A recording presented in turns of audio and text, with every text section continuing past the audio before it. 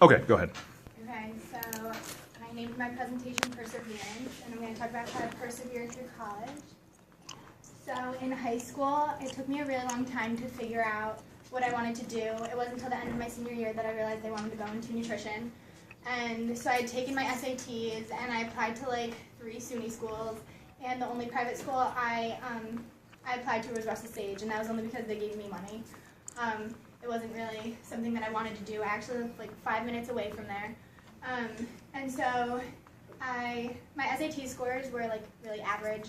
My math score was really bad, and so I didn't get accepted to any of the SUNY schools, and Sage was the only one that accepted me. And Plattsburgh was my top school. It had the perfect program for me. It was a little bit of health and wellness. It wasn't all nutrition, because nutrition, especially in Sage, is a lot of chemistry. And I was good at it in high school, but I still struggled a lot. And so May of my senior year, I decided I was going to go to Sage for nutrition. And my freshman year, my goal was that I was not going to get anything lower than a 3.0. Like, I make goals for myself, and I strive to achieve them.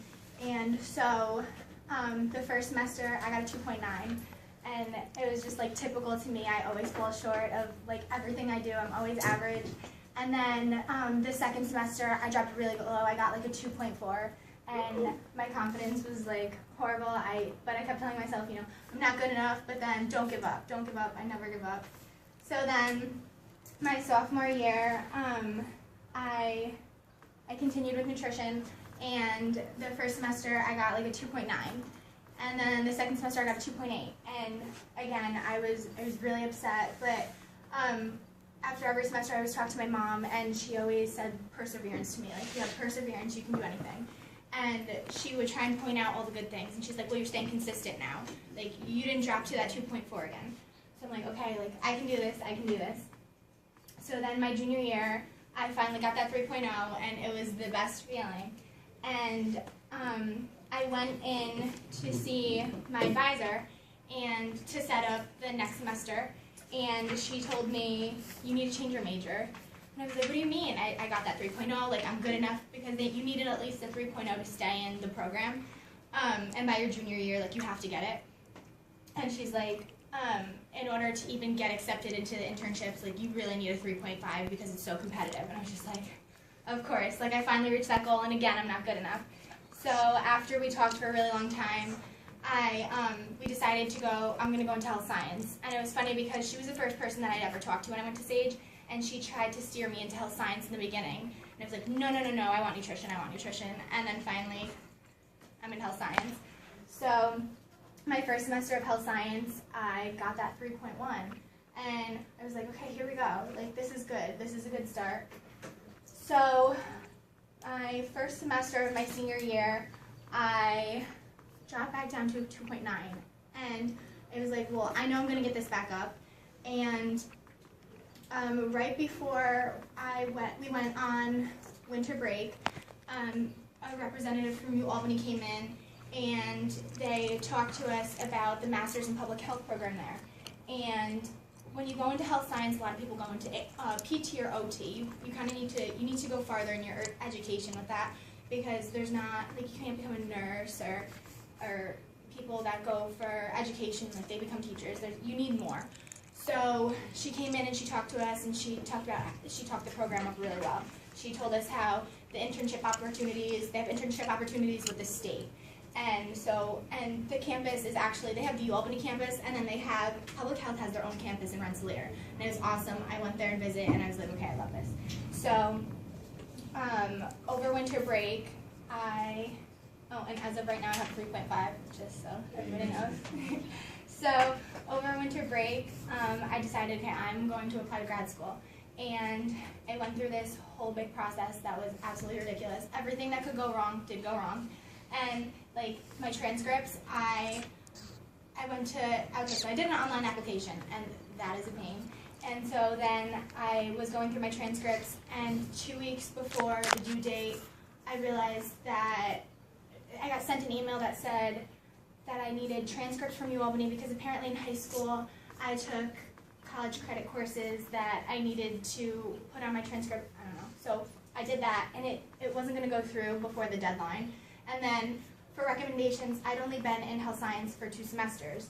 So I had only really been with 2 college professors that knew me, and you need 3 recommendations, and 2 of them need to be from college professors of your program. I'm like, okay, what do I do if these people don't, they have to okay it? I can't just ask them and just think that they're going to do it. Thankfully, they did do it, so I was like, okay, awesome. And so then I have to take this thing called the GRE, and people say it's the SAT on steroids, and it really is. And I'm like, okay, I barely got through the SAT. How am I going to get through this? And so over winter break, I decided to take it a day before we came back from winter break. I just wanted to get it over with. I didn't want to go into the semester having to study for that too. And I did research, and people study for this for like a year, 6 months. And I had 19 days to study for this. I was freaking out, and I was working 40 hours a week over break. So I would go to work, I would babysit, and I would come home and I would study. And I took the GRE, and so there's a writing portion, and then there's a multiple choice portion. And the multiple choice you get back as soon as you submit the test. It was like 3 to 4 hour test. Like, it was unreal. You only get like a 10-minute break. So I get the scores back, and my math score for the multiple choice and the reading and writing score, it was like a 2-point difference. It was unreal that I was able to get my math score, because on the SATs I did so bad. So I was really excited about that. It was just like a personal goal of mine. So spring break came along, and I went to Florida with my roommate, and it was the Friday we were coming back, and I'm sitting on the couch, and I was looking at my phone, and I decided to go on my email for some reason, and I saw, I didn't recognize the email, and I read it 5 times before I understood that I got accepted. And it was a really big deal also because my GPA was a 2.9, and for them to even look at you, they usually want a 3.0. So I had so many things against me, and it was I don't know, it was crazy. And then my GRE score, I looked at my score compared to other people's scores online that had been accepted, and there was people with lower scores than me that got accepted, so I was like, okay, I got this. Fingers crossed, I'm gonna do this, and I did it. And so a couple Fridays ago, I missed class because I went to accepted students day, because even though I got this email, I didn't believe it. I was just like, did I really get accepted? Usually you get something in the mail. I only got an email, and my name was on that list, and they had a folder for me, and it was the best feeling in the world. And so, yeah, just don't give up, and just because you're not on top doesn't mean you're not good enough. Hey.